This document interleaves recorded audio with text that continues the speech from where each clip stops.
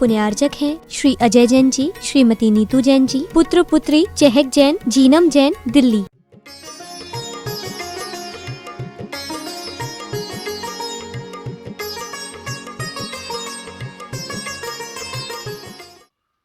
प्रथा एकादशी प्रोक्तम प्रथा च जागरणम च हरे। चाहे वो पुष्करी यात्रा करे और हरि का जागरण करे तो भी उसको उसका फल नहीं मिलता।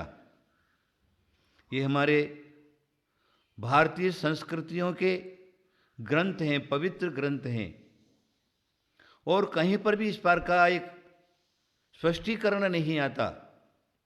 जो धार्मिक है, ईश्वर भक्त है, प्रभु की भक्ति करता है, वो मद्य मांस का सेवन करे। जब भी विदेशी लोग हमारे भारत में आए, उसके बाद खुल करके ये मांस और शराब का प्रचलन जो क्या है वो हमारे भारत में हुआ, और आज सभी लोग उससे प्रभावित हैं। बाजार की जितनी भी चीज़ें बनती हैं वो सारी की सारी चीज़ों में ये सब जो क्या है मांस का और शराब का किसी न किसी रूप में उपयोग किया जाता है। और आप लोग जो क्या हैं खूब उसको टेस्ट समझ करके खाते हैं। अब आपने खा तो लिया, लेकिन उसका प्रभाव क्या हुआ? आपकी मति भ्रष्ट हो गई,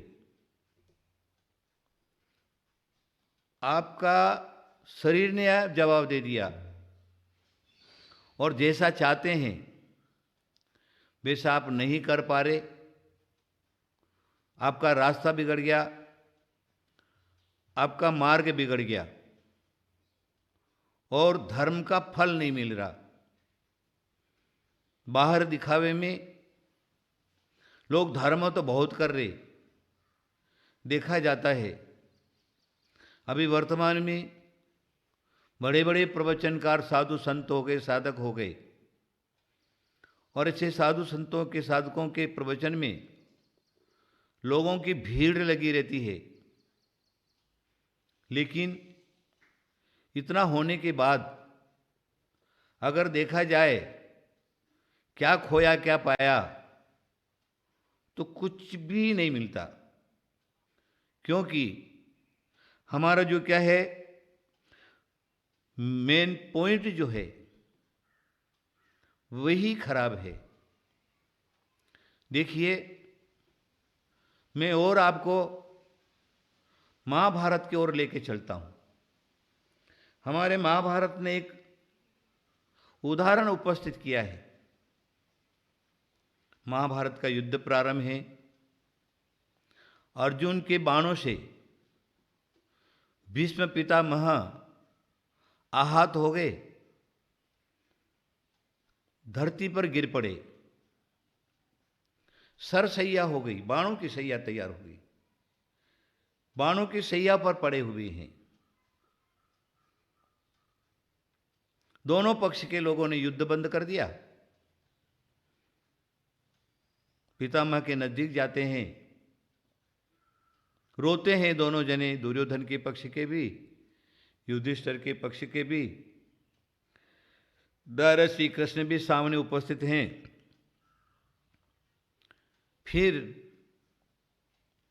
दुर्योधन पक्ष के भी और युधिष्ठिर पक्ष के भी पितामह को कहते हैं, पितामह जो कुछ हो गया सो हो गया, होने को कोई नहीं टाल सकता है। अब आप तो मरनासन हो गए, आपके बिना हम सब लोग असहाय हो जाएंगे। अब हमारा इस दुनिया में कोई नहीं है सद्मार्ग दिखाने वाला। इसलिए आप क्या करिए, कुछ अंतिम उपदेश दीजिए ताकि हमारे जीवन में यादगिरी बनी रहे। तब वो दोनों पक्षों की बात को सुन करके द्रौपदी वहां पर खड़ी हुई है। द्रौपदी ने सुना कि कैसे मूर्ख दोनों पक्ष के। ये व्यक्ति कभी भी इसने न्याय का पक्ष नहीं लिया और इससे अंतिम सदुपदेश सुनने की बात कर रहे। द्रौपदी जोर से हा हा हा करके हंस पड़ी। तब दुर्योधन पक्ष के लोग भी और युधिष्ठिर पक्ष के लोग भी द्रौपदी को कहने लगे, रे द्रौपदी, ऐसे आज समय में हमारे पितामह तो मरणासन है और ऐसे समय में शोक करना चाहिए, दुख व्यक्त करना चाहिए, वो तो नहीं कर रही और तुम तो हंस रही है। क्यों हंस रही? तब भीष्म पितामह जो है दोनों को कहते, शांत रहो शांत रहो शांत रहो। अरे ये क्यों हंस रही है, इसका मतलब मैं समझ गया। बोले अच्छा, चलो आप ही बता दीजिए, ये द्रौपदी असमय में क्यों हंसी?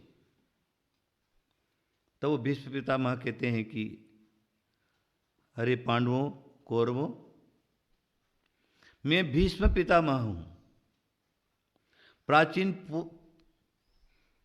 वृद्ध आदमी हूं, राजनीति का जानकार हूं, धर्म नीति का जानकार हूं, युद्ध नीति का जानकार हूं। इतना होने पर भी क्या है, ये इसलिए हंस रही है, मैंने कभी भी न्याय मार्ग का शरण नहीं लिया, न्याय मार्ग को नहीं अपनाया, इसलिए हंस रही।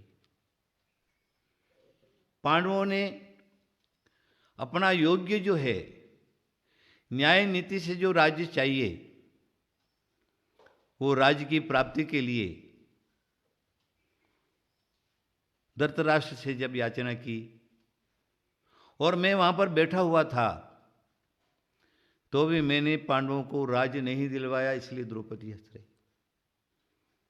उसके बाद जब राजसभा लगी हुई, दूध कीड़ा हो चुकी, दूध कीड़ा में भी मैंने मना नहीं किया कि ये दूध कीड़ा जो है, जुआ जो है, वो जीव को दुख की तरफ ले जाता है, मैंने मना नहीं किया। और जब दुशासन ने, दुर्योधन ने सती द्रौपदी को बाल पकड़ करके सभा में खींच करके लाने की जो क्रियाएं की, उस समय भी मैं वहां पर बैठा हुआ था, तो भी मैंने दुर्योधन के पक्ष को, दुशासन को मैंने डांटा नहीं, उसको रोका नहीं। इसलिए द्रौपदी हंस रही, बोले कैसा मूर्ख है ये। उसके बाद महाभारत के युद्ध की तैयारी हो गई, दोनों तरफ से युद्ध के लिए खड़े हैं। उसके बाद भी मैंने उस युद्ध, चाहे मैं चाहता था तो युद्ध रोक सकता था, लेकिन उस युद्ध को मैंने नहीं रोका, इसलिए द्रौपदी हंस रही है। लास्ट पॉइंट की बात क्या है देख लीजिए, ये उदाहरण कहानी है। लास्ट पितामह क्या कहते हैं, क्या रे द्रौपदी, उस समय वैसी मेरी बुद्धि थी। बोले कारण क्या? वह कारण दुर्योधन का अन्न खाता था,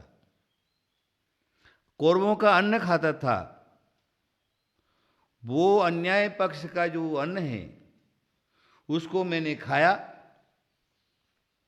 इसके कारण मेरी बुद्धि जो क्या है, न्याय करने की बुद्धि नहीं हुई, अन्याय बुद्धि हो गई थी, मैं न्याय नहीं कर पाया। लेकिन द्रौपदी, अब बात पलट गई। अब क्या हुआ है, अर्जुन का बाण लग लग करके जो मेरे शरीर के अंदर अन्याय पक्ष का जो रक्त बना हुआ था, वो सारा का सारा रक्त रक्त निकल गया, अब शुद्ध रक्त रह गया है। इसलिए हे द्रौपदी, अब मैं उपदेश करने के लायक हो गया। आप सब लोग समझ गए होंगे। उदाहरण उदाहरण की जगह पर है, कहानी कहानी की जगह पर है, लेकिन ये बात जो है, धर्मशास्त्रकारों ने भी, महाभारतकारों ने भी इस बात को स्वीकार किया है कि जो शुद्ध भोजन जो है वो शुद्धता रखता है। न्याय से कमाया हुआ, अनिति से कमाया हुआ, चोरी से कमाया हुआ, पाप से कमाए हुए जो धन है, वो धन के द्वारा, वो धन से उपार्जित अगर एक कण भी हमारे पेट में जाता है तो उसका प्रभाव पड़े बिना नहीं रहता है। इसलिए हमें क्या करना है, मैं सिर्फ इन उदाहरणों से एक ही बात कहूँगा। आज हमारे चैनलों के माध्यम हैं और बड़े बड़े संत जो हैं धर्म की बात कहते हैं, समाज सुधार की बात कहते हैं, संयम और चारित्र्य की बात कहते हैं। उसकी कोई कमी नहीं है, लेकिन कमी किस बात की है? लोग क्या करते, सुनते हैं, सिर्फ कान पवित्र करते, भीड़ इकट्ठी करते और महाराज का प्रवचन हुआ, ताली बजाई, वापस अपने घर पर चले गए। लेकिन अपने जीवन में जो खोटी आदतें पड़ी हुई है, उस आदतों को नहीं सुधारते। खुलेआम शराब पीते हैं, खुलेआम मांसाहार करते। मैं मेन पॉइंट पर आता हूं। अभी वर्तमान में जो, ये वर्तमान में 1.5 साल 2 साल जो चल रहा, ये 1.5 साल 2 साल के अंदर विदेशी जो रोग है वो हमारे भारत में आया। कोरोना वायरस महामारी रोग, उससे भारतवासी सारे के सारे करीब करीब ग्रसित हो गए। और दूसरी लहर में लाखों की तादाद में लोग मर गए, घर के घर बर्बाद हो गए, घर में कोई रहा ही नहीं, समझ लीजिए। तन मन धन से नष्ट हो गए। और ऐसी परिस्थिति अभी वर्तमान में है कि सभी लोग भयभीत हैं कि अब कब हम मरने वाले, कब हम मरने वाले, कब हम मरने वाले। सोच लीजिए आप। जहाँ तक मैंने देखा है, मैंने सुना है, मैंने पढ़ा है, धर्मशास्त्र का चिंतन और मनन किया है, सिर्फ एक ही बात मेरे को समझ में आता है, देखा है मैंने, और शास्त्रों में, पुराणों में भी पाया जाता है। जब जब भी ये पृथ्वी के लोग अन्याय, अनीति, पापाचरण की तरफ बढ़ जाते हैं, जीव जीव को नहीं समझता, एक दूसरे को मार करके खाने की तरफ उतारू हो जाते हैं, इस प्रकार का पृथ्वी पर जब पाप बढ़ जाता है, तब उस पाप को धोने के लिए, पापियों को दंड देने के लिए ये इस प्रकार की परिस्थिति उपस्थित हो जाती है जिसको कोई बचाने वाला नहीं रहता, कोई उसको सहारा देने वाला नहीं रहता, कोई उसको सांत्वना देने वाला नहीं रहता। एक दूसरे से अलग हो जाते, जीव अकेला पड़ जाता है और उसकी दुर्दशा होती है। न्याय, नीति और धर्मशास्त्र ये कहता है, पापी लोग बढ़ते हैं तो सारे के सारे नष्ट हो जाते। इसलिए हमें क्या करना है, ये पाप प्रवृत्ति से बचना है। मैं तो एक ही बात जब भी बोलता हूँ, एक ही बात बोलता हूँ सारे देशवासियों को, सारे राष्ट्रवासियों को, अरे तुमने क्या कर दिया। पृथ्वी पर अनेक प्रकार के पशु थे, अनेक प्रकार के पशु। आज तुम लोगों ने उनको सबको मार मार करके उसका मांस तोड़ तोड़ करके खा लिया। पशुओं की जातियां खत्म हो गई, विजातियों की खत्म हो गई, पक्षी सब प्रकार के करीब करीब सब नष्ट हो गए। और अब ये पेड़ पौधे बचे हुए हैं, वो भी धीरे धीरे नष्टता की तरफ बढ़ रहे। आखिर तुमको कौन बचाएगा? तुम कैसे बच सकते हो? इसलिए मेरा जो पॉइंट था आज, जैसा खावे अन्न वैसा होवे मन, जैसा पीवे पानी वैसे बोले वाणी। हमें ये ध्यान में रखना है कि अगर हमको स्वयं की रक्षा करना है तो हम क्या करें? सदाचार प्रवृत्ति बनाएं और शाकाहार की तरफ बढ़ें, मांसाहार को छोड़ दें, जीवदया का पालन करें, अहिंसा का पालन करें। और भगवान महावीर का जो सूत्र है, जियो और जीने दो, स्वयं जियो और दूसरे को भी जीने दो, ये सूत्र नहीं है हम तो जिए और दूसरे को मरने दो। ये सूत्र कोई भी धर्मशास्त्र नहीं कहता। सभी यही कहते हैं, तुम स्वयं बचना चाहते हो तो दूसरे को बचाना सीखो। देखिए हमारा जो क्या है, न्याय नीति सदाचार शाकाहार जो क्या है, वही एक मेन पॉइंट है। उसी की तरफ हमें बढ़ना है। भगवान ने, ईश्वर ने, हमारे भाग्य ने ये पृथ्वी के ऊपर अनेक प्रकार के खाद्य पदार्थ हमको दिए हैं। आज उसको खा करके हम अपना जीवन निर्वाह कर सकते हैं। हमारा समय पूरा हो रहा है, इसलिए मैं आप सबको यही कहूँगा, भगवान आप सब लोगों को सद्बुद्धि दे। और जो क्या है, आप अपना भोजनचर्या आचरण ठीक करें और पाप प्रवृत्ति को कम करें। आपको सुख मिलेगा, शांति मिलेगी।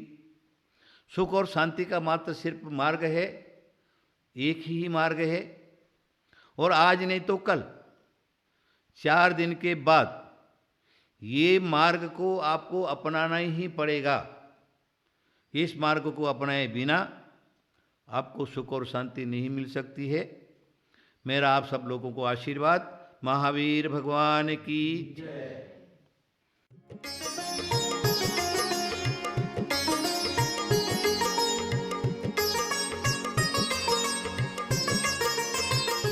इस कार्यक्रम के पुण्यार्जक थे श्री अजय जैन जी, श्रीमती नीतू जैन जी, पुत्र पुत्री चहक जैन, जीनम जैन,